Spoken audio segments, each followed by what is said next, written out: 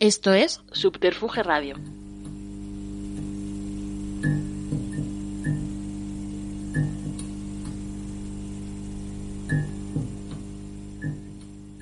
A mí me obligaron a aprender cuándo se calla. Yo sabía exactamente cuándo callar, hasta que hincaste la rodilla en el suelo. Habías comprado un anillo. Dedo anular, mano izquierda, abuela, dime, es ahí donde habrá de colocarlo para que dure. Pero mi abuela está muerta. Torpe, torpe, torpe, me hablaste de lo sagrado y te equivocaste de mano. También de mujer, pero mi abuela está muerta y por una vez no supe cuándo callar. Sí, por favor, sí. Habías comprado un anillo, una promesa, un futuro, una casa blanca, pero mi abuela está muerta y él me envió de una patada a su tumba.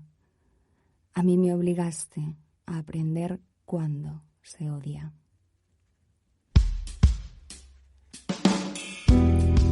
¿Cuántos poetas hacen falta para encender una bombilla?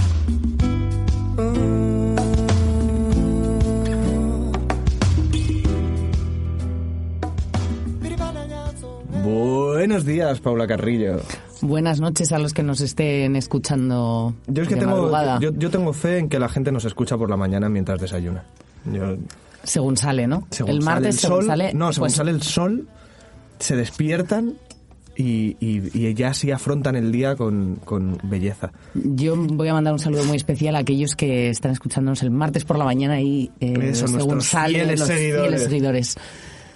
Bueno, cuéntame, ¿qué me ibas a preguntar hoy? Pues yo, como siempre, me he preparado una preguntita así facilita.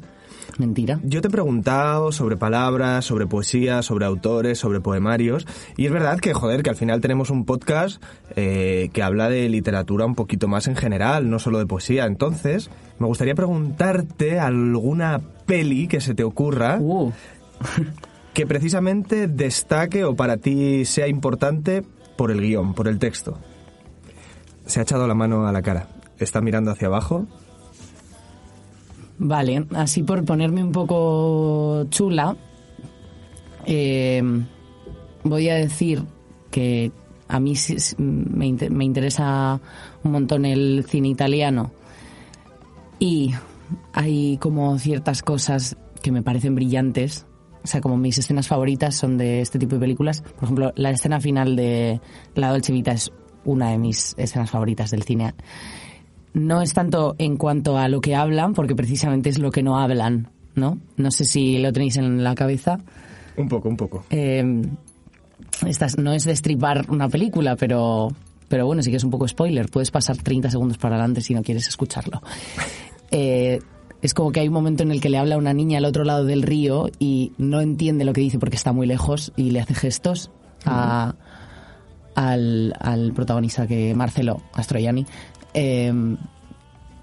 y no se entiende lo que dice y acaba como así la película en esa despedida. Eso me parece brillante. También otra de mis escenas favoritas es en Cinema Paradiso, cuando vuelve Totò a casa y la madre suelta, está tejiendo la labor y se va a abrir la puerta, dice Totò, ha llegado Totò, y se va a abrir la puerta y entonces nos enfocan a lo que estaba tejiendo y como se va a abrir la puerta con el ovillo de lana en la mano, vemos cómo se desteje lo que estaba tejiendo.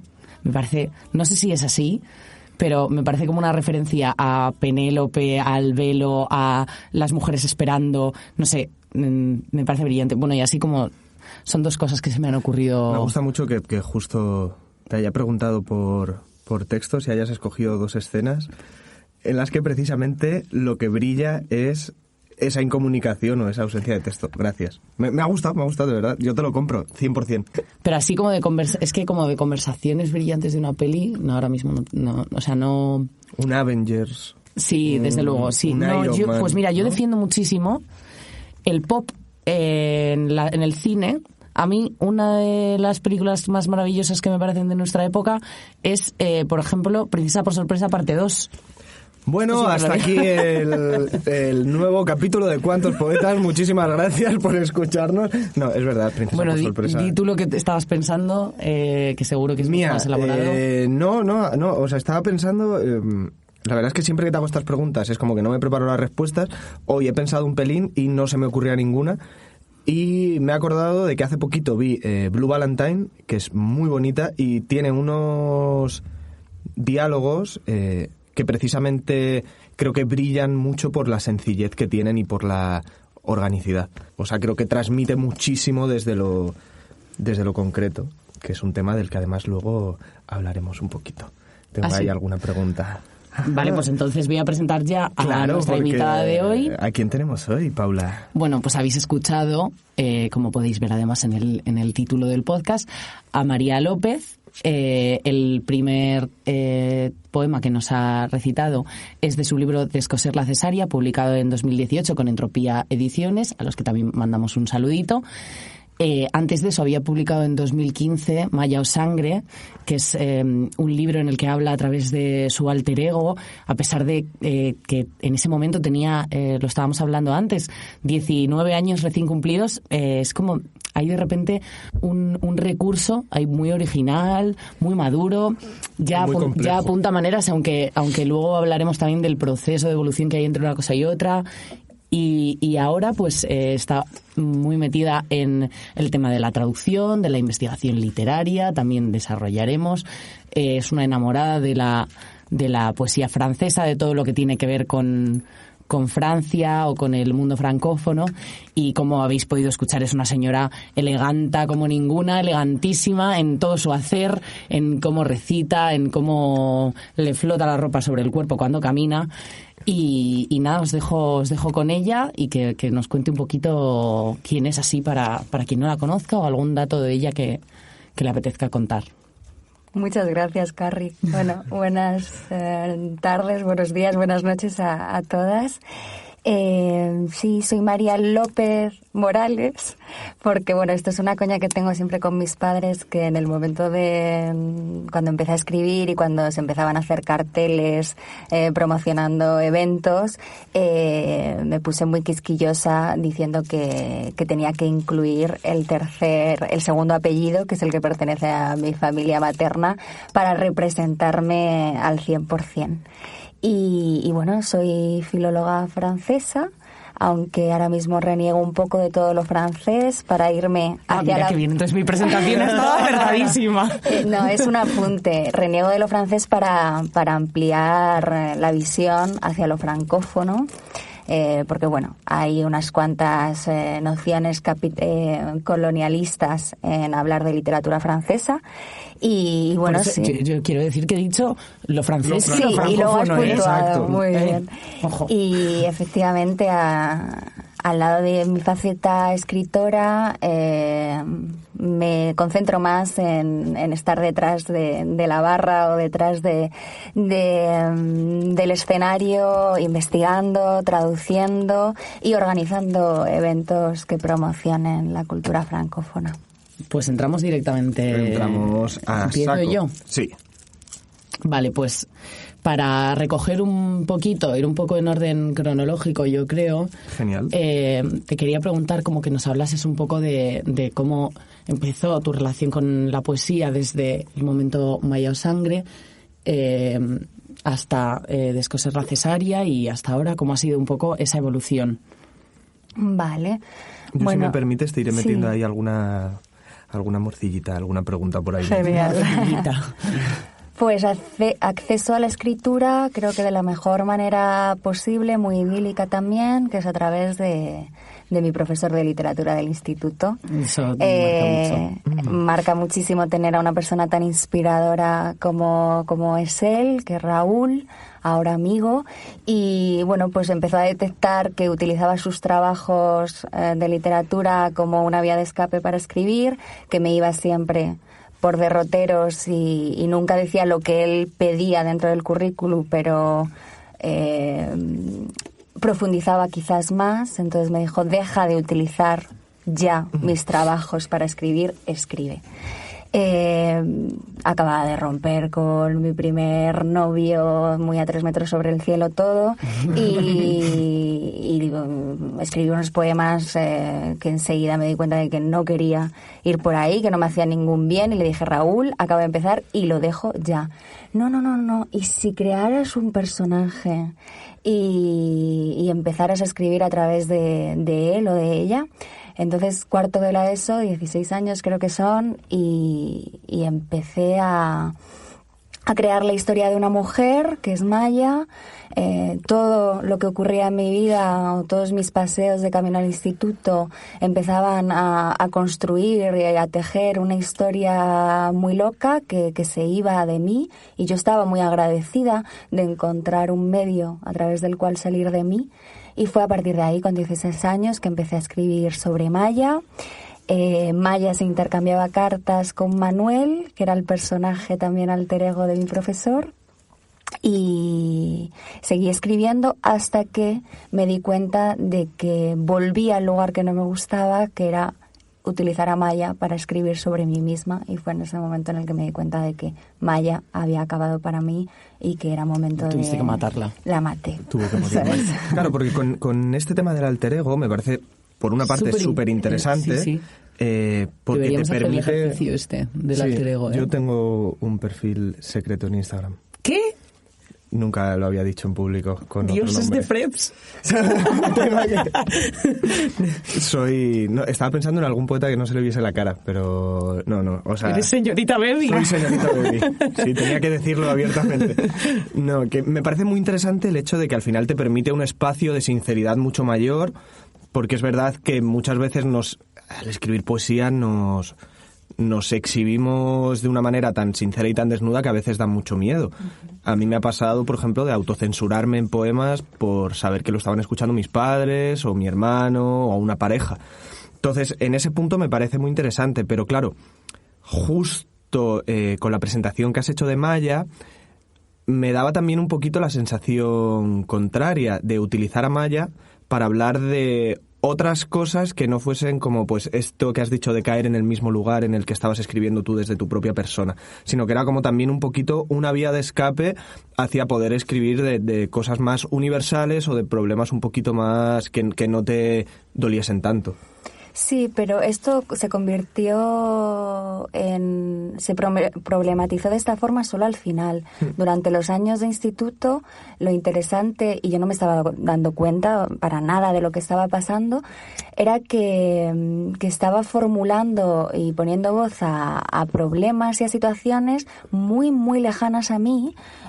Hay un asesinato, hay un aborto, que precisamente cuando presenté el libro en Granada con toda mi familia materna, tuve que apuntar que no tenía nada que ver conmigo, que no había matado a nadie ni que había abortado, pero me impresiona aún hoy darme cuenta de que empecé a adentrarme en temáticas sobre el cuerpo de la mujer y sobre la mujer en toda su complejidad, que no había vivido, de las que no eran para nada conscientes, solo que me adelanté a ellas antes de que me vinieran a mí de una manera cruel o cruda. Fue cuando me vinieron a mí que me di cuenta de que Maya ya no era la voz a través de la que hablar, sino que tenía que ser por una cuestión de honestidad, claro, a través de la mía solo.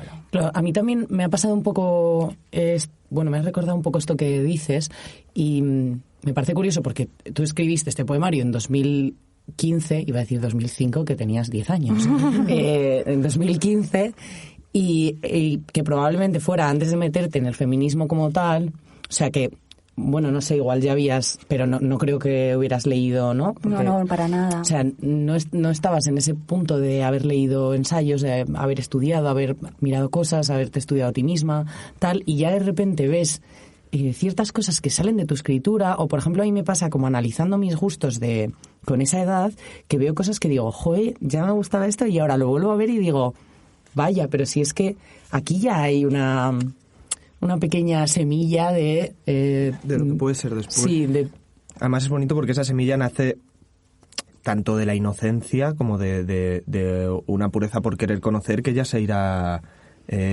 explotando y ya irá madurando. Yo creo que inocencia en parte ninguna, ¿eh? O sea, me refiero a que, por ejemplo, con lo que hablo de feminismo, pues no es inocencia porque viene de dolores, de un dolor propio, claro. Que ya estás viviendo y ya estás sacando y que todavía no sabes ponerle nombre, pero ya está ahí. A eso me refiero con inocencia, como que es algo que ni siquiera tiene etiquetas todavía, Claro, pero ya tiene una vale. necesidad. O sea, es una inocencia en el sentido de que ahora mismo, por así decirlo, todo tiene nombre, todo tiene una etiqueta y todo tiene un porqué y sabemos en qué dirección va y de qué dirección viene. En ese momento simplemente nacía de esa inocencia de necesito transmitir X planteamientos que no sé cómo se llaman igual, que no sé cómo los transforma en palabras otra gente, pero están dentro de mí. A eso me refería con... Totalmente. Porque como dices, Carrie, no tenía referentes.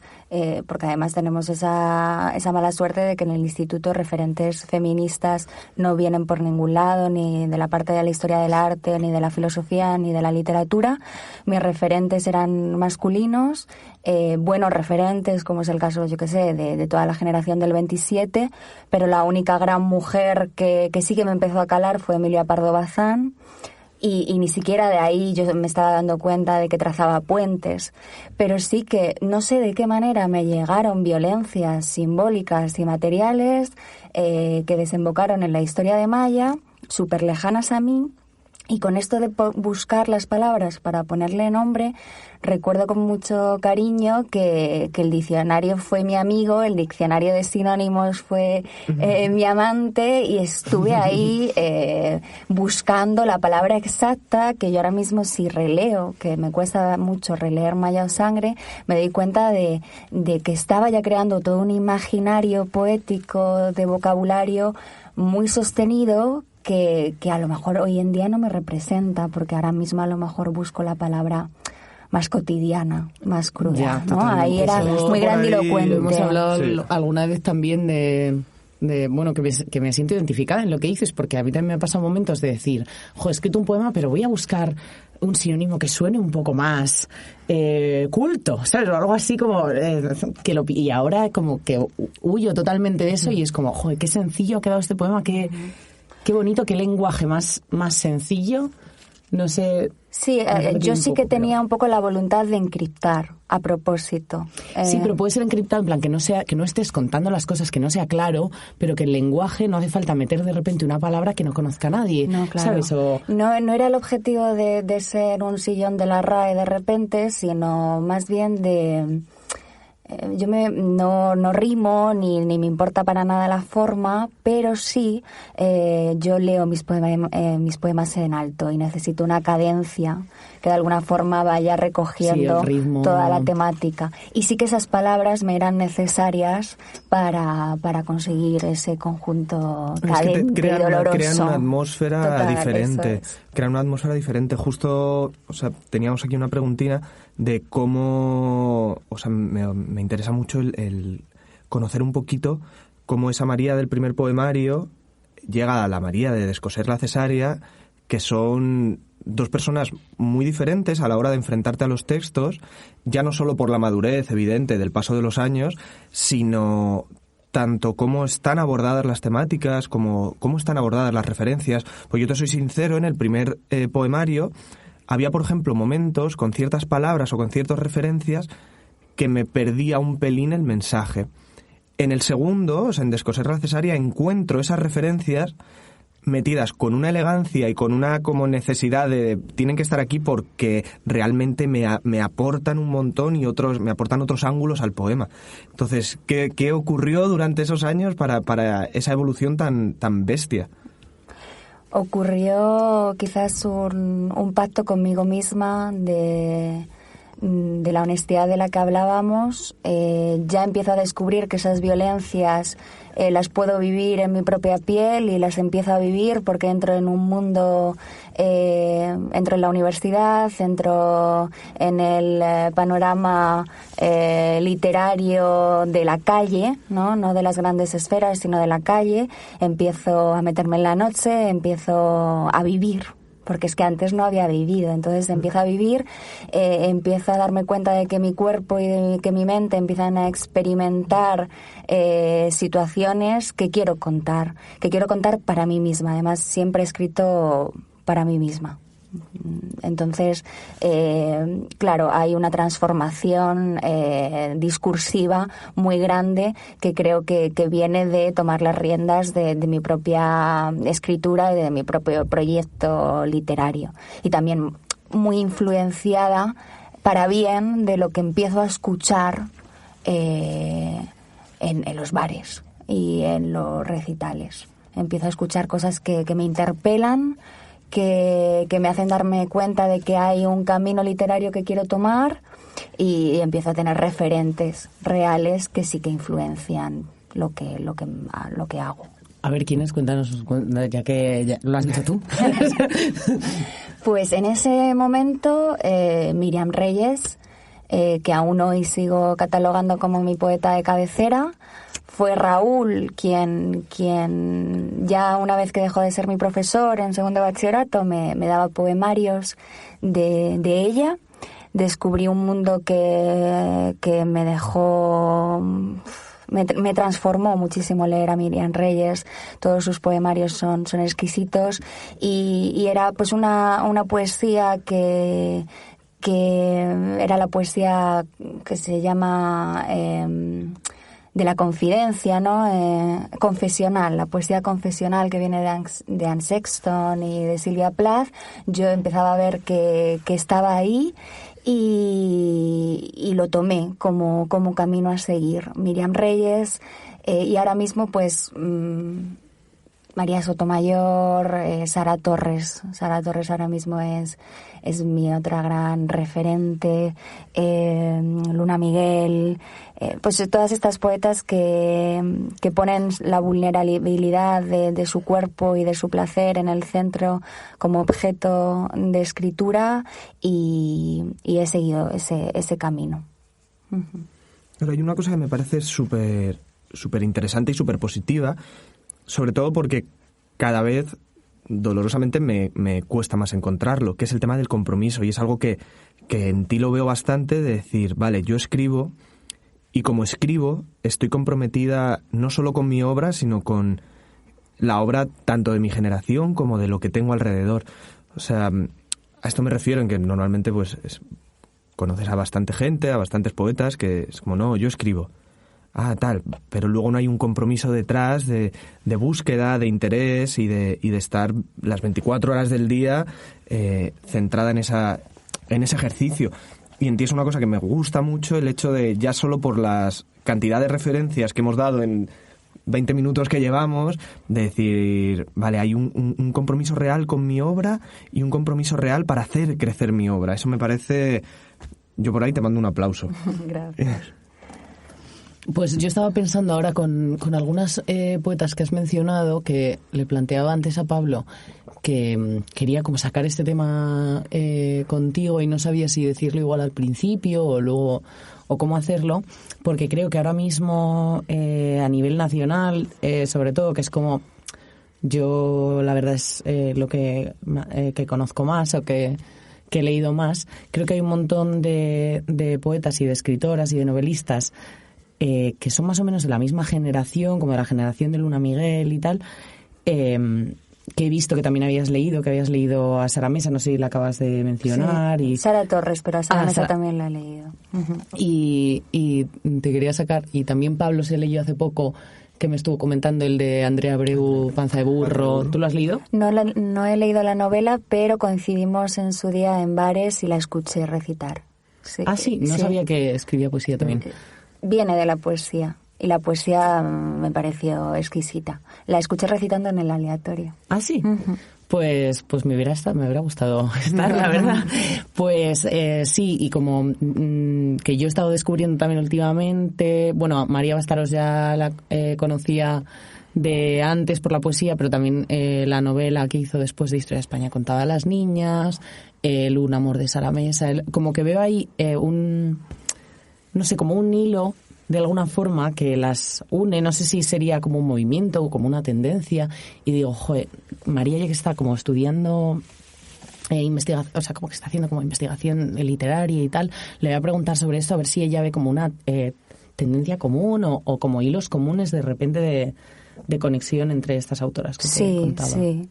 De hecho, dando un poco la chapa, ahora mismo lo que investigo y por lo que os comentaba que me salgo del hexágono que llamamos en investigación de Francia, es que estoy demostrando que en Francia ahora mismo hay una pérdida completa de puntos de referencia, que siempre había sido Francia, o más concretamente París, era como el modelo gravitacional, ¿no?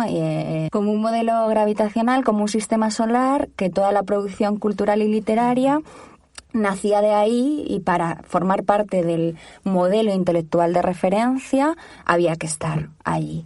Ahora mismo la Francia como modelo está en declive, y en contraposición... ¿Para el resto del mundo o para la propia Francia? O sea, para Francia y para el resto del mundo. Ya no podemos ir a buscar referentes ya sea formales o temáticos en Francia, sino que hay que ir a buscarlos en el espacio francófono, ¿vale? En todas las antiguas colonias que están realmente haciendo propuestas epistémicas en cuanto a la poesía y a la literatura y al arte en general. Entonces yo me pregunto cuáles han sido los problemas de Francia para llegar a este momento de decadencia, de declive, de hipertrofia del sistema, y me doy cuenta de que lo que pasa es que no hay un movimiento colectivo de intelectuales que trabajen conjuntamente para salir a la calle, que no hay una relación entre lo artístico y lo político, es decir, no hay politización de lo que hacen, y que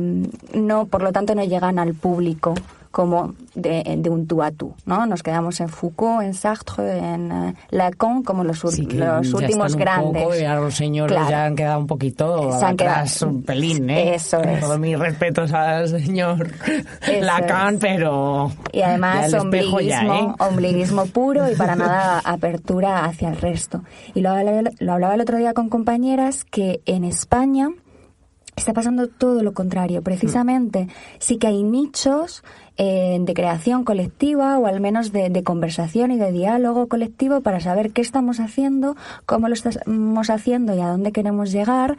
Y me gusta mucho que con gente con la que termino teniendo lazos de amistad, les digo nombres sin estar ellos o ellas dentro de una investigación literaria, y los conocen. Conocen a Ernesto Castro, conocen a Luna Miguel, conocen a Elisabeth Duval, porque son los grandes intelectuales del panorama español, y que no tienen el problema de las francesas o franceses, porque estos sí que van a mirar, por ejemplo, a Latinoamérica para saber qué se está haciendo en literatura hispanoamericana. Entonces, si el idioma es un punto de unión, pues vamos a unirnos de verdad con todo el mundo que habla ese idioma. Entonces me gusta y me siento orgullosa de que aquí sí que hay movimiento colectivo.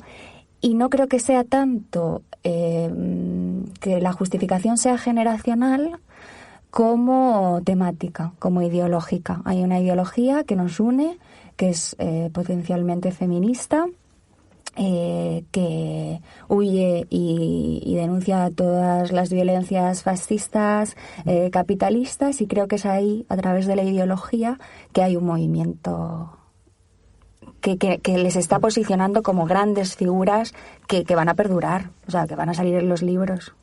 ¿Y no crees, igual me estoy metiendo en un barrizal porque yo no piloto esto tampoco muchísimo, pero ¿no es un poco colonial también lo que estabas diciendo de como Francia o París no mira a las colonias y España o Madrid sí que está mirando a las colonias, a las antiguas colonias como...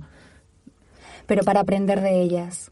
Entonces hay un cambio jerárquico. Ya no hay jerarquía. Yo me salgo de la cúspide de mi pirámide para mirarte a ti, para dialogar contigo, lejos de yo detentar todo el saber y todo el poder artístico, sino que trazo puentes hacia lo tuyo, y a lo mejor eres tú quien me tienes que enseñar ahora. Y es lo que digo en mi investigación, que son las artistas francófonas de Quebec, de Marruecos, de África en general, quienes tienen que enseñar, quienes sí que están haciendo propuestas ¿sabes? Sí, que igual en Francia se han quedado un poco atascados en lo anterior y ahí como intentando beber todo el rato de esas mismas influencias que comentábamos que ya que están manidas, están obsoletas. Efectivamente. Yo personalmente, que no, por así decirlo, nunca he realizado una investigación seria o me he parado a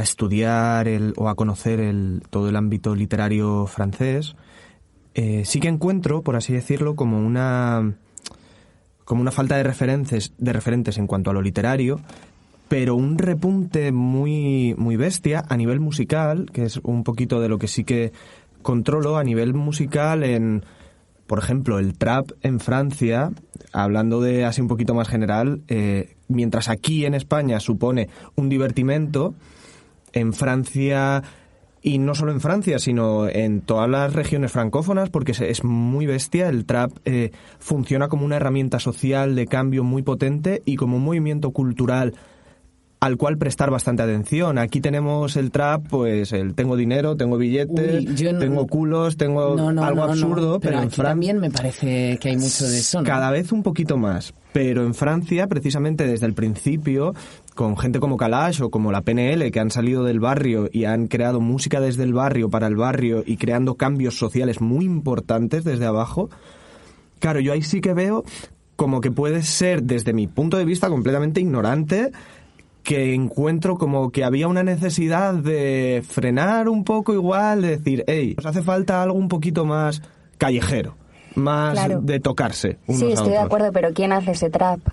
Tú lo has dicho, la gente de los barrios, claro, que son lo que se llama en Francia les banlieues, que no sé si habéis visto, por ejemplo, una última peli, Les Misérables, que intenta recoger Los Miserables de Víctor Hugo y que se centra en todas esas banlieues, que son las periferias parisinas y francesas en general, porque en Marsella, por ejemplo, también hay muchísimas, que son hijos de inmigrantes, que ya sí que tienen la nacionalidad francesa, pero que un francés de souche, de pura cepa, como se dice, nunca va a aceptar que son franceses, con todo este discurso de Sarkozy, de la identidad nacional, etcétera. Entonces, como revolución, como denuncia social, esos franceses que vienen de Argelia, que vienen de Túnez, que vienen de toda la África subsahariana, denuncian que ellos sí que tienen un discurso político y que por lo tanto la política de Le Pen deje de decir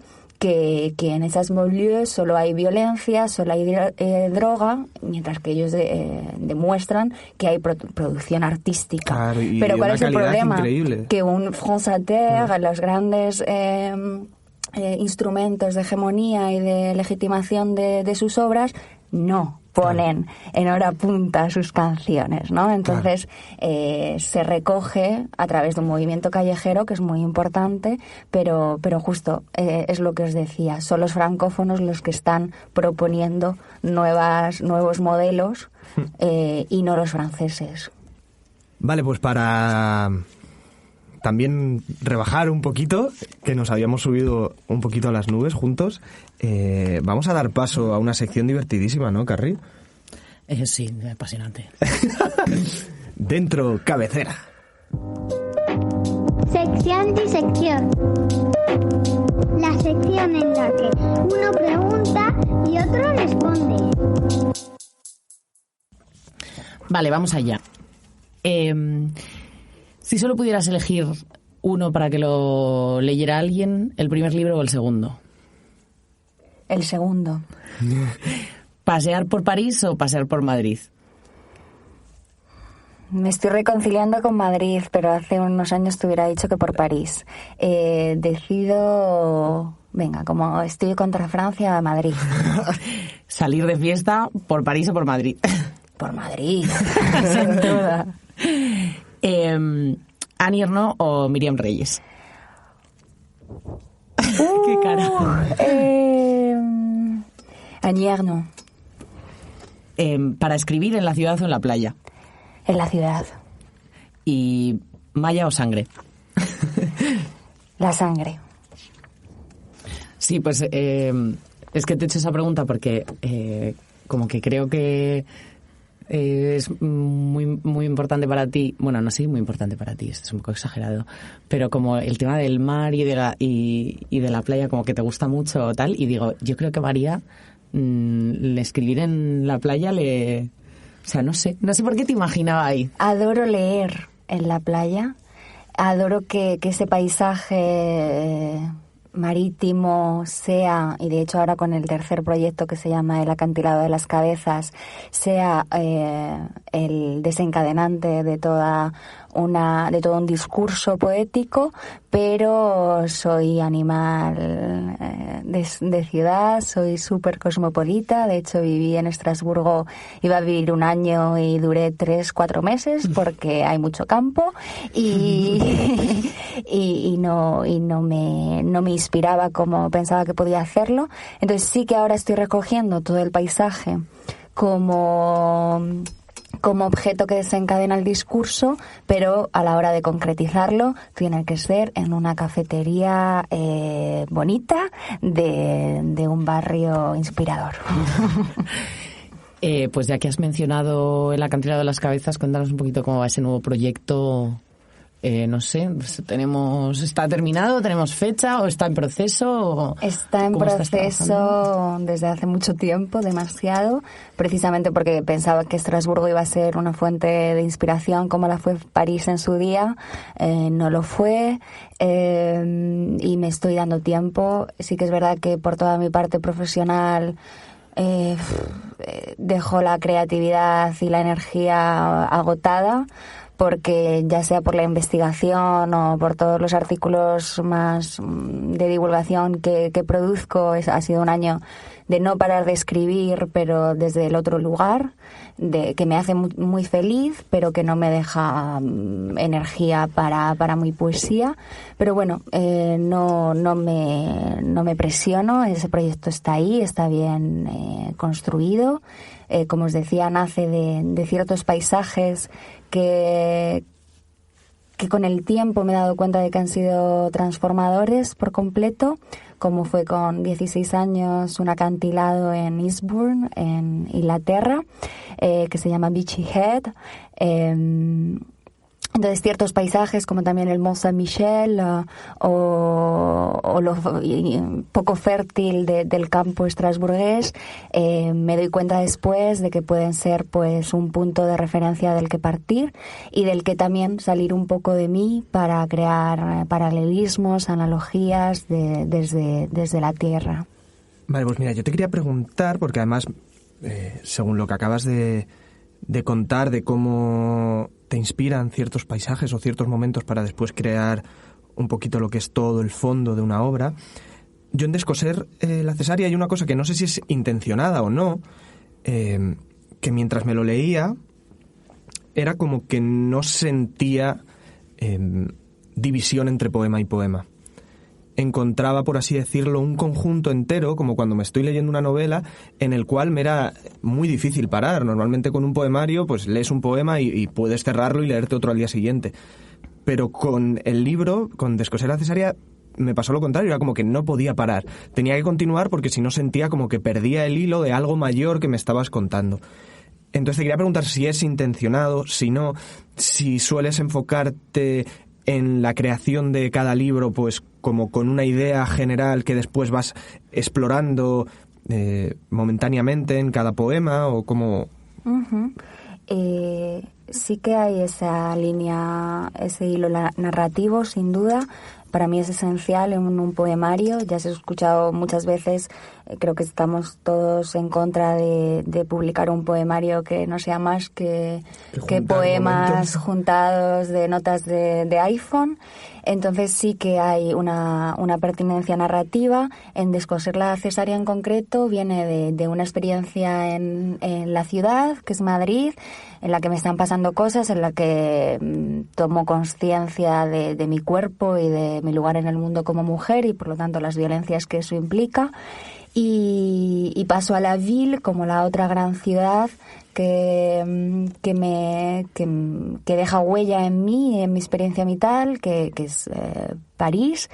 Y fue en París, en el lugar en el que me di cuenta de que había ese puente que establecer entre quién fue en Madrid, descoser la cesárea y llegar a París, en la que yo me tengo que buscar las castañas y ser yo la única que tiene que decidir quién quiero ser. Y en París es que la producción fue pues como la panacea, ¿no? de los escritores. Fue continuada, fue rápida, fue orgánica, y yo ahora mismo no me siento escritora, pero en París sí me lo sentí. Yo tenía la suerte de trabajar solo por las tardes, entonces me levantaba y sin forzarme cogía mi ordenador, me bajaba en X parada del metro parisino, buscaba a partir de ahí una cafetería y me tiraba toda la mañana escribiendo. Entonces creo que esa continuidad y esa uniformidad en el texto de Descoser viene dada de que me sentí muy bien y de que me sentí escritora. Qué gusto eso, ¿no? Como esos momentos prolíficos de repente. Hablando de eso, antes de... Quería irme por un tema, pero antes de irme por ahí, te voy a preguntar lo que preguntamos siempre. A ese nivel, ¿cómo te sentó a ti el confinamiento? Fatal. Bien, por fin alguien que está en nuestro equipo. Sí, de hecho, en ese momento me cabreé mucho con la idealización de la pandemia como una fuente de inspiración y de trabajo.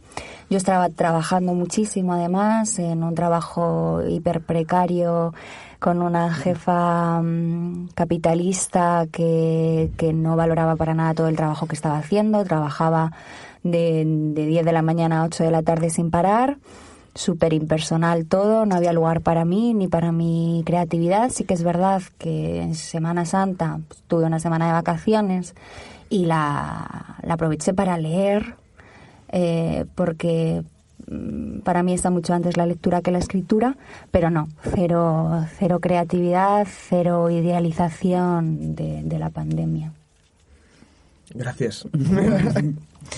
Sí, es que la mayoría de gente que sí, les sentó bien. Hasta ahora han aprovechado para escribir bastante. Para frenar, yo creo. Nos dejamos llevar tanto como por el día a día que al final a mucha gente le ha servido como un... ¡Ey! ¿Dónde estás tú? Claro. Para un segundo. Yo es que no pude frenar, como claro. os digo, y encima mi situación se hizo aún peor de la que tenía antes del confinamiento. Entonces, nada. Ya. Bueno, pues se me había ocurrido ahora sacar este tema que no se nos puede olvidar preguntarlo en todos los episodios, pero en realidad lo que te iba a decir era cómo has integrado tú en tu obra el feminismo. O sea, hablábamos antes de que en Maya fue totalmente involuntario, pero luego una vez pasas ya a así que estudiar esto, conocerlo, darte cuenta, pues eso, de repente descubrir ese mundo que ya luego no dejas de verlo por todas partes, ¿no? O sea, una vez lo ves, una vez estás ahí. ¿Y cómo integras tú eso en los nuevos proyectos? Creo que en Descoser la cesárea ya está, es evidente, y incluso en ensayo, en lo que escribes ahora, o al final, si aunque no escribas sobre feminismo, si tú eres feminista, pues eso va a estar ahí, ¿no? Pero bueno, pues un poco por ahí, ¿no? ¿Cómo se integró en tu obra y en tu vida? Mi poesía no es social y hubo un momento de interrogarme a mí misma, de cuestionar si tenía que dar ese paso hacia lo político de manera más visible, pero me di cuenta de que no, de que mi poesía es sobre todo conceptual y que ya siendo mujer y escribiendo desde mi yo de mujer, esa perspectiva feminista iba a emanar, ¿no? del discurso. Con eso me basta, porque también con todas mis luchas sociales me pregunto, me presiono mucho, me juzgo mucho diciendo tengo que estar más en el foco de la lucha, tengo que visibilizar que estoy luchando, y me di cuenta de que no, que si mi discurso para mí es consecuente con lo que pienso de manera más cotidiana y más pequeña, haré porque se transformen las realidades en las que vivimos y no necesito estar en todas las manifestaciones o en todos los debates públicos que hay en redes sociales. No me gusta. Mi lucha pues va por dentro desde esa conciencia de que soy mujer y desde esa honestidad con mi discurso. Para mí es importante que poner el placer, poner la masturbación, por ejemplo, en el centro de mi escritura, sacar esos temas tabús que siempre han estado relacionados con los excesos histéricos de las mujeres, sacarlos de los márgenes, de las periferias, ponerlos en el centro, y con eso me basta. Además, creo que es algo que consigues de una manera muy potente, partiendo casi siempre de lo concreto. O sea, hay una cosa que me gusta mucho de tu forma de escribir, que es que recurres, o es mi punto de vista, a momentos o sensaciones muy concretas, las cuales me plantean y me ponen frente a temas mucho más universales de lo que sería capaz, hablándome directamente de ese tema universal, que a veces pues está mucho más manido o mucho más... Entonces, poniéndome como experiencias tan claras, personales y momentos tan concretos que pueden representar situaciones de 1 minuto o 5 minutos, o sea, situaciones de tu vida real, concretas, creo que ahí cierras todo ese discurso a la perfección. A mí eso es algo que me gustó mucho. Gracias. Sí, hay como... Está lleno de imágenes muy potentes. Incluso estaba pensando ahora, viendo el libro encima de la mesa, con el título de Descoser la cesárea, que nos contabas antes un poco cómo hacías la relación de la tú de París y la tú de Madrid en 2 momentos puntuales concretos, pero a mí como que lo primero que me transmitió cuando leí el libro era como volver a la madre, ¿sabes? Como... volver a la raíz del antepasado mujer, sí, como un poco así. Las raíces, ¿no? Sí, además, como dices, el libro femenino. El libro encima de la mesa, en la portada son fotografías que fui recogiendo de toda mi familia, en las que se ve en primer plano las mujeres de mi familia, mujeres además granaínas, obreras, y me parece importante pues ese volver a las raíces para saber quién soy. Me posiciono a partir de ahí en mi presente y me proyecto hacia quién quiero ser en un futuro. Sí, lo he comentado ya en varios programas de una escritora que se llama María Sánchez, no sé si la conoces, sí. Que en su libro Tierra de Mujeres habla de que de repente ella se dio cuenta de que no sabía nada de su abuela ni de su madre. O sea, que evidentemente las conocía su carácter, pero no sabía su vida. O sea, como que ella se iba con su padre, que era veterinario, al campo, no sé qué, no sé cuántos, pero que de repente dijo, ojo, es que no sé quién es mi abuela. O sea... ¿Qué ha sentido? ¿Qué ha vivido? Pero ya más allá de, pues sí, se casó con mi abuelo y tuvieron a mi madre. Pues, ¿quién era ella de verdad, no? Y a mí también, ahora que, yo tengo la suerte de que mis 2 abuelas están vivas, y muchas veces como que les pregunto cosas que a veces incluso no quieren hablar porque son recuerdos dolorosos, pero a veces es como, no quiero perder la oportunidad de conocer cómo se sentían de jóvenes, cómo incluso cuando estaban solteras, incluso, ¿no? Sobre todo, cómo se enfrentaban a la vida, qué es lo que les gustaba, que yo qué sé, querían ser algo, por ejemplo, podían ser algo. Claro, podían ser algo más que madres o esposas, o en algún momento quisieron, yo qué sé. Preguntaba si, por ejemplo, me contaba el otro día mi abuela que ella había tenido un sueño que era hacer vuelo con motor. y que nunca lo había hecho, y me sorprendió muchísimo. Digo, oye, mi abuela que quería hacer vuelo con motor, me pareció buenísimo. Dice, sí, nunca lo hice, pues yo tenía muchas ganas de hacer vuelo con motor, y me dieron muchísimas ganas de regalarle ahora, que yo creo que esto ya ni se hace, lo del vuelo con motor, que sabéis que vas con otra persona con una hélice detrás.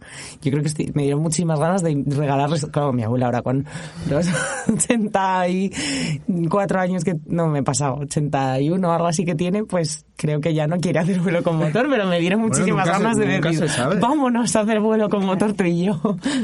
Sí.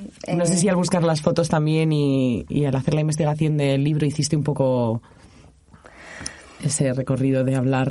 La pena es que mis dos abuelas y, bueno, todos mis abuelos están muertos. Es algo que repito mucho, mi abuela está muerta. Eso me duele. Pero sí que hice un trabajo de sacar los recuerdos para saber qué lugar tuvieron estas mujeres en mi infancia, y a partir de ahí extraer su historia, como dices tú, extraerla de la mirada masculina, de yo en función siempre de un hombre. Sí que eso, pese a que tengo la suerte de que los hombres de mi familia también les admiro muchísimo y son feministas y han sido feministas sin saberlo, a pesar de eso tenía claro que la historia que quería contar era la de ellas. Que por cierto, Carrie, antes de que pasemos de tema, ahora que estamos hablando de las madres y las abuelas, llevamos 50 minutos de podcast y no has saludado a tu madre. Hola, mamá. Gracias. Bueno, pues vamos otra vez a hacer un pequeño parón para poner además la pregunta de Paco. De nuestro queridísimo Paco. Que esta vez Pablo no la ha escuchado, por fin he conseguido que no escucharla yo, y creo que va a quedar bien aquí. La pregunta canallita de Paco el Mago. Hola Pablo, hola Paula, hola gente que nos escucha. Y hola María, sé que te han dicho, sé que te han prometido y tú venías al programa con muchas ganas de que yo te hiciese una pregunta, pero lo siento, te voy a hacer una propuesta, pero yo creo que te va a gustar. Mira, te explico. Tú en 2019 publicaste Descoser la cesárea, y yo tengo otra chica, una amiga, que se llama María también, y que publicó este año Coser la sombra. Entonces, claro, te propongo que entre las dos hagáis un final de trilogía que se llame, no sé, ribetear la luz o sobrehilar las sombras, no sé, algo así, lo que vosotras queráis. Pero yo creo que puede salir algo chulo y de verdad. Muchas gracias por la pregunta y un beso. Muchas gracias por la pregunta. Así mismo, bravo. Qué guay, sí, además. Aquí hay featuring. Es de L'Écume, ¿no? Sí, de María Solá. Sí, eso es. Me encanta que digo, tengo una chica que es amiga. Una chica que es amiga, que es María. Y sí que conozco a María por redes, sabía que había publicado con ese título, me encanta. No lo he leído. A partir de ahora tengo muchas ganas de leerlo, y obviamente todo lo que sea proyectos colectivos me parece genial. Y eso que no creo aquí un llamamiento a María Solá. Sí. ¡Hay featuring! ¡Hay featuring! Bueno, y ya para cerrar, yo tenía aquí un par de temas más en el tintero. Que antes ya hemos mencionado a Annie Ernaux en la disección, comparándola pero poniéndola en las dos opciones con Miriam Reyes, y como es una de las cosas que sé que María está leyendo últimamente y que está ahí a tope con ella, pues le quería preguntar sobre la importancia de leer en el idioma original, también con respecto ahora que estás haciendo traducción. Yo soy incapaz, la verdad, de leer en francés, no entendería nada. Sé un poco, la verdad es que estudié 5 años francés, pero no podría leer en francés, no me enteraría de nada. En inglés tampoco, de hecho, yo creo. Me gusta leer en castellano, la verdad. Pero bueno, ¿crees que hay que leerla en francés, no? Por lo menos una edición bilingüe o... A ver, introdúcenos un poco en poesía francófona. Bueno, porque no sabemos nada. Es narradora autobiográfica. Pero ella tiene poesía también, ¿no? No. No. Ah, es que no la he leído. Pues, yo sé que ha escrito como que tiene un libro en plan sobre su madre, sobre la enfermedad del Alzheimer, Eso sobre... es. Ajá. Sí, toda su obra literaria, que es narrativa, tiene que ver con su historia autobiográfica, trata temas también súper universales, partiendo, como decía Pablo, de un acontecimiento íntimo y personal, y hace esa reivindicación desde lo íntimo hacia lo universal. Me gusta también mucho que es muy cruda en el lenguaje, que no se ha dejado llevar por esa grandilocuencia que parece que viene implícita del hablar en francés. De hecho, yo, por ejemplo, cuando escribo correos institucionales, pues es todo el rato crear estructuras que resuenan a la lengua de Victor Hugo, que no son reales. Entonces ella se aleja de eso. Reflexiona también muchísimo sobre la escritura escribiendo, es decir, metadiscurso hiperinteresante. Pero no es novela, ¿no? Sí, es novela, son quizás retales de su historia juntos, ensayo también, pero bueno, se considera como novela. Solo que es, como os digo, autobiográfica. Entonces, también se la llama como la gran etnóloga de la lengua francesa, porque, por lo que os digo, que sabe extraer de su experiencia lo social, lo universal, y como nació alrededor de los años 60, 70 en Francia, pues no, un poquito antes, pues claro, es heredera de toda una historia muy importante a nivel social e histórico en Francia. Y me gusta muchísimo lo que hace. Es muy fácil sentirse dentro del libro con ella. Para leerla, pues si no sabes francés, estoy segura de que las traducciones son maravillosas. Tengo que hacer un poco apología del oficio de la traductora, que es muy complejo, sobre todo cuando se trata de traducción literaria. Es además una traducción que está expuesta constantemente a la crítica, porque si sabes un poquito del otro idioma y, por ejemplo, estás leyendo una edición bilingüe de un poemario, te sientes con todo el derecho de criticar que tú no hubieras traducido por esa palabra. Y yo, sobre todo este año que he estado estudiando mucho traducción, de todas las disciplinas, también, por ejemplo, traducción audiovisual y subtitulados, son traducciones en las que hay que valorar las pérdidas y las ganancias, y se hace lo mejor que se puede. Por ejemplo, en el cine pues tenemos la suerte de que podemos verlas en versión original, que yo siempre animo a que se vean en versión original, y acceder a la pureza o a la realidad del discurso. Si no sabes el idioma, las traducciones, que además creo que con Agnières no están publicadas en ediciones Voltaire o algo así, estoy convencida de que serán maravillosas. Es que, claro, a veces se hace mucha apología de esto de ver las películas en versión original, de leer los libros en el original, y evidentemente hay una parte muy romántica de hacerlo, sobre todo si puedes hacerlo. Uh-huh. Pero es que es verdad que luego también hay una profesión ahí, como decías, muy criticada enseguida, que por cierto hay algún capítulo de este programa que hemos criticado. Sí, traducciones. Sí. Y luego también en castellano hay también unos dobladores maravillosos, por ejemplo. O sea, hay una gente... luego hay otras cosas que dices, menudo bodrio de traducción, menudo bodrio de doblaje, sí, pero luego hay grandes profesionales también dentro de este sector. Y cuidado, porque además todo lo que es traducción audiovisual son traducciones subordinadas, es decir, que hay un montón de condicionantes, como son el espacio, como es el tiempo. Y yo he estado subtitulando estos últimos meses una película de Xavier Dolan y es muy complejo.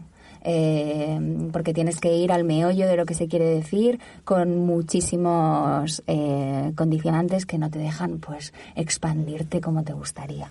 Y además adaptando muchas formas, que a mí eso es lo que verdaderamente me parece complejo, de formas equivalentes. Ayer, por ejemplo, viendo una serie, hubo un momento en el que la estamos viendo en traducida. Uh-huh. Normalmente solemos ver las series en original, pero esta, como era así una serie un poco de entretenimiento, la estamos viendo traducida, y había un momento en el que el personaje principal dice: la acabo de liar parda. Y yo, a ver, este señor en Nueva York diciendo la acabo de liar parda, Claro.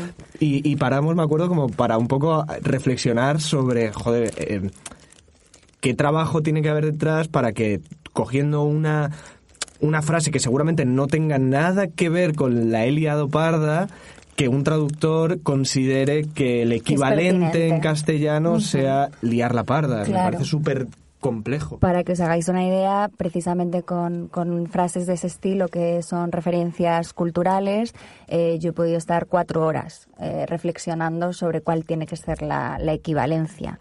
Hay veces que, claro, lo ideal... Aquí sí que defiendo que lo ideal para una traductora es traducir desde la lengua origen, que no es la tuya, hasta la lengua meta, que es la tuya, porque tú entiendes lo que están diciendo, entonces tienes muchísimo más imaginario de cuál es, por ejemplo, hay un problema enorme al que nos enfrentamos, que es la traducción de los refranes y de la fraseología. Entonces, pues... yo el otro día traduje quien bien te quiere te hará llorar. Yo entendí que en francés estaba diciendo eso y tuve un acceso muy rápido a ese refrán. A veces no es así y implica un trabajo muy grande que, pues eso, nuestro objetivo es generar equivalencias y que el espectador o que el lector de la lengua meta reciba lo mismo que está recibiendo el lector en lengua origen. Entonces... Por ejemplo, hay que a veces hacer cambios muy grandes de referencia. Un ejemplo muy pequeño, el otro día vi una peli de Polanski, que bueno, pues no es mi director predilecto. También se podría sacar, claro que lo habéis hablado muchas veces, si hay que separar obra de persona, pero es una peli que se ha traducido el título, con los títulos de las películas tenemos muchos problemas. Bueno, se ha traducido tremendo, como El oficial y el espía, cuando en francés es j'accuse, yo acuso. ¿Por qué? Porque j'accuse es un francés medio, entiende perfectamente que es una referencia cultural a un texto que publicó Émile Zola en el siglo XIX. Un español no. Claro. Entonces, pues buscas otra manera de encontrar todo el sentido a la película. Entonces, bueno. Yo, hablando otra vez de la cultura pop, que a mí me gusta mucho, la verdad, tengo que decir, la mejor traducción que se ha hecho al castellano jamás es de una película protagonizada por Amanda Seyfried, creo que no es Amanda Seyfried. Bueno, no sé quién es, una actriz de esta americana, que se llama Ice Princess y en español se llama Soñando, soñando, triunfe patinando. Claro. O sea, vamos a ver, mejor traducción ever. Bueno, creo que la palma se la debería llevar en este caso Eternal Sunshine of the Spotless Mind, que creo que es la peor traducción del título. O sea, Eternal Sunshine of the Spotless Mind, que es un título maravilloso en castellano, olvídate de mí. Por ejemplo. Y tan contentos, ¿sabes? O sea, me parece muy, muy, muy complejo. Pues yo creo, ¿tienes algo más que contar? Yo le quiero contar una cosa a María ahora. Sí, yo tengo una preguntita. Vale, pues venga, muy ahora le cuento yo a María. Vale, a mí simplemente me gustaría que para cerrar, nos dejases algún referente por el que podamos empezar a adentrarnos en la literatura, en la poesía francófona. Yo te soy sincero, a mí me sacas de Boris Vian y me pierdo. Es como cuando te dejan en un barrio que no es el tuyo y no sabes por qué calle tirar. Entonces me parece como interesante si te apetece abrirnos un poquito esa puerta. Vale. Para ver por dónde podemos investigar nosotros. Pues obviamente empezaría por Annie Ernaux, porque tenemos la suerte de que está traducidísima en español. La pena de todas las autoras francófonas que os podría recomendar es que no están traducidas, porque casi sus textos ni siquiera llegan a Francia, como os había comentado, pero no sé, para que se queden los nombres en el podcast, Louise Dupré, Joséphine Bacon, Leonora Miano, Noémie Fontaine, ponen sobre el papel temas que nos son muy, muy lejanos y muy extranjeros, como por ejemplo la literatura, vienen de la literatura autóctona de Quebec, entonces hablan de la tradición de las reservas y cómo todos sus valores y sus lugares de memoria se vieron destruidos por el colonialismo francés. Y bueno, me parece, si me voy al cine, seguro que le conocéis, pero Xavier Dolan, que lo he nombrado antes, es un director y actor québécois de Quebec, que es tremendamente maravilloso. Y hace, pues, es un acceso bonito e independiente, inspirador a la cultura canadiense francófona, de la que me he vuelto muy apasionada este año. ¿Tú has traducido tus poemarios al francés? No, ¿Los pero... quieres traducir? ¿Te gustaría? No hemos hablado de esto, pero muy rápidamente ahora tengo un problema, que es que como mi vida está dividida entre el francés y el español, he escrito varios textos últimamente en español, porque me cuesta, y con notas a pie de página, ¿no? Como las palabras o las frases que están en francés, me parece un ejercicio que creo que puede ser interesante también para el lector, que esas palabras están traducidas a pie de página. Y pues demuestra que ahora mismo, quizás para encontrar la palabra o la expresión a la que quiero llegar para decir lo que quiero decir, a veces lo tengo que decir en francés, y no me quiero reprimir a ello, porque hay palabras que son intraducibles en francés y viceversa. Entonces, me gusta este ejercicio, que también es honesto, de si yo estoy dividida, pues mi discurso también lo está. Pues puede quedar muy bonito, yo creo. Puede quedar bien. Hombre, es necesario, o sea, al final es parte de una necesidad y no se puede... Y no se debería cortar. O sea, a mí me parece un ejercicio muy, muy interesante. Uh-huh. Bueno, pues me da mucha pena tener que despedirnos, la verdad, porque me estaba pareciendo muy interesante, pero sí que es verdad que vamos a hacer sin un programa muy largo. Pero bueno, tienes que volver igual la segunda temporada. Habría que hacer una segunda parte. Sí. Cuando ya hayamos nosotros también... nos hayamos leído un poquito de estas referencias y que podamos hablar con otro desde otro punto de vista. Molaría como volver a hacer una revisión de todos estos temas, porque siento también como que hay muchísimos temas que o por desconocimiento o por cualquier cosa se pueden quedar en el tintero. Entonces deberíamos cerrar una cita como de aquí a 6 meses, venga, pum, y volvemos a quedar.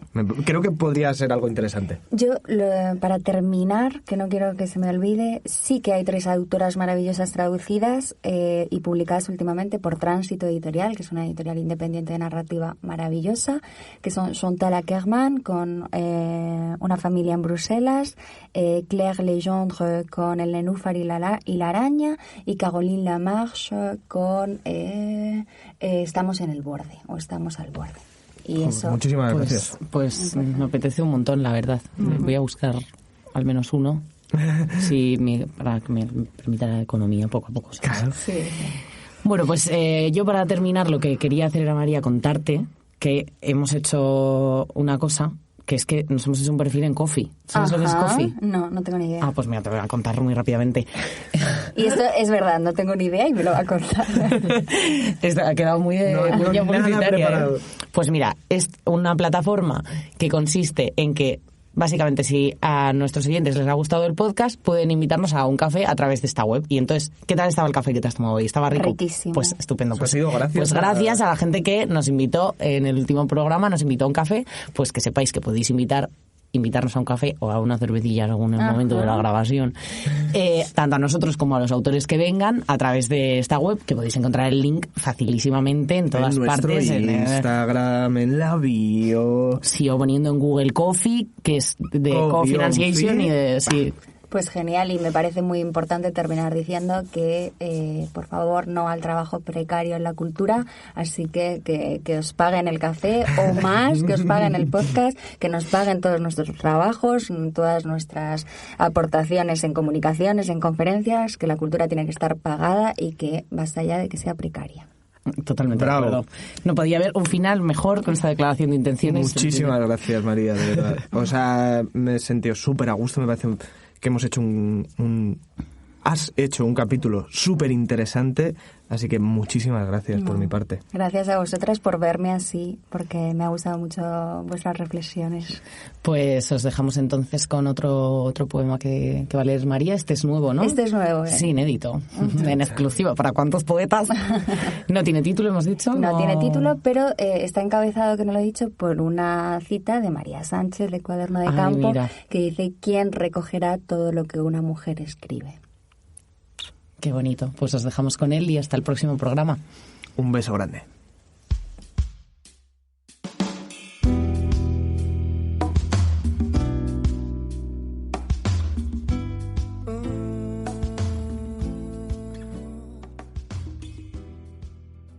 Escribía al lado de una mujer. El crío mamaba de su vida. ¿Habrá acto mayor de entrega que el cederle la leche o escribir un poema? Dos mujeres a ambos lados de la vida, deshaciéndose de un lastre para venir al mundo, retoñar mientras te beben.